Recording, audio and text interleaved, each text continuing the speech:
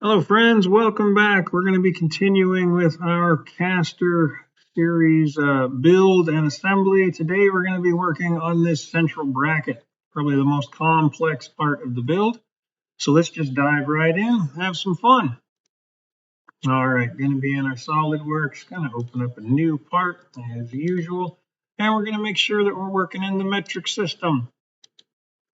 Excellent. Going to start a new sketch on my front plane. For this sketch, I am going to start by making a pair of circles. This is going to be the center hole and this outer radius. So I'm just going to come down from my origin point, make a circle, go to the center of that circle, and make a slightly larger one. Something like that. I'm going to grab myself a line tool, going to come over to this little yellow diamond on the side of the circle, straight line right back up. That will line up with my origin point.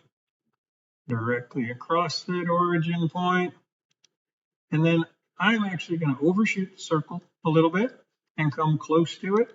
And that is where I am going to stop my line. And I'll come in here, I'll select the line, hold Control, select the circle, and say that I want them tangent. That way I know they're touching at just the right spot. And then I will come in, I will select the center of the circle and my origin point. Oh, got to hold Control to select both of them. There we go. And I'll say that I want these vertical to one another. All right.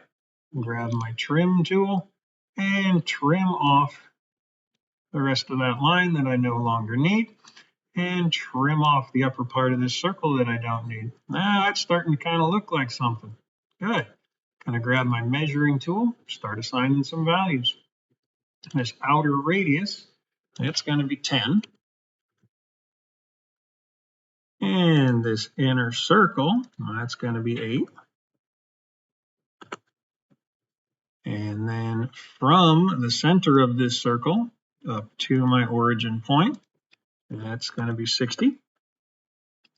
And this top is going to be 44.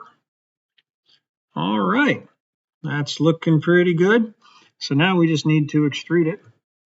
Come up here to my features menu, say extrude. Now, since I am going to be working off of this center line here shortly to make this hole, I'm going to extrude this mid-plane. The actual width of my extrusion is going to be this 30, the gap on the inside, plus the thickness of the metal, which is 2.38 for each side. So it's going to be a total of 34.76. All right. Good. Next, I'm going to go over to my left side, and I am going to put a sketch. There we go. There we go. My left side. I'm going to put a sketch on this flat surface here, and that sketch is going to define this cutout area. So essentially, I'm just going to put a big rectangle there and use it to cut out a chunk of the middle. So I want to put a new sketch right here on this plane, and just choose my 2-point rectangle. Start somewhere up near this corner, drag across and all the way down. So I cut it all out. Now I just have to assign the width of the actual metal, which we said is 2.38. 2.38. And I got to do that for all three sides.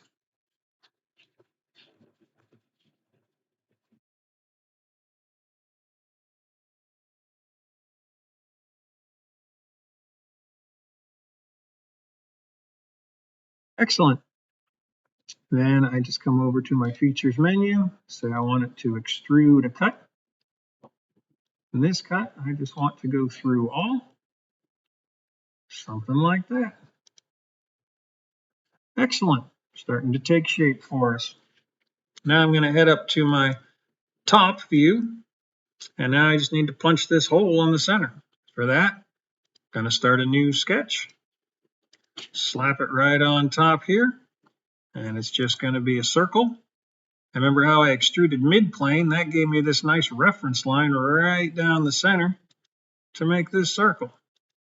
Excellent. Just grab my measuring tool, assign the actual value of the circle at 14.5. And now just need to reference where do I want this circle to sit. It needs to sit 22 millimeters from the edge. And it's already referenced to the center here, which should be 15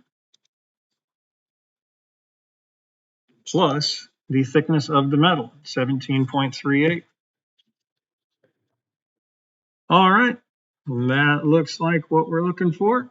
So I'll go into my features menu, say I want it to be a cut. Very nice. All right, next I am going to go to my rear view, the back side of this. On this back side, I'm going to place a new sketch. And I'm going to sketch out this little notch that the rib on the shaft is going to sit in, keeps the shaft from rotating. To do this, I'm going to reference this circle. So I need to bring it up into the current sketch with convert entities. But I'm not actually going to use it. I'm not actually going to turn it into anything. I just want to reference it. So I'll select it. I'll come over here and say I want it for construction only. Now I'm going to grab myself my 2-point rectangle. And I'll come down here and referencing off of this center point, I will draw a nice little rectangle, something like that. Zoom in, grab my selection tool, and I'm going to choose the center point of the circle. I'm going to choose this bottom line. I'm going to say that I want it to be the midpoint on that rectangle. Excellent. I'm going to grab my dimensioning tool and assign it the dimensions of 6 and 2.5.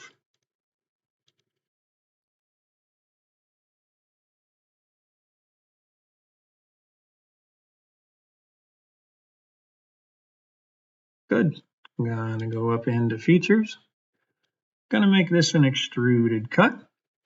And since I do not want it to go through both surfaces, I'm going to assign this up to next. That way it only punches through this one side and not both. All right, looking pretty good. All that I have to do now is add my fillets, because here in our drawing we have nice rounded curves, whereas over here they're pretty harsh 90-degree angles. So I've got a radius of 3 in the center. So I'm going to grab my fillet tool, select this inner edge. Good. And flip it around to the other side. Select this inner edge and give it a value of 3 down here. Looks good. Now I just have to do the ones on the outside here. So once again, I'll grab my fillet tool, grab this outer edge, and grab the other outer edge. Now this time, it needs to be 3 plus the thickness of the metal, which is our 2.38. I'll just say plus 2.38. Let the computer do the math for me. And there we go. We've got ourselves a nice little part. And we're ready to assemble it and build our caster.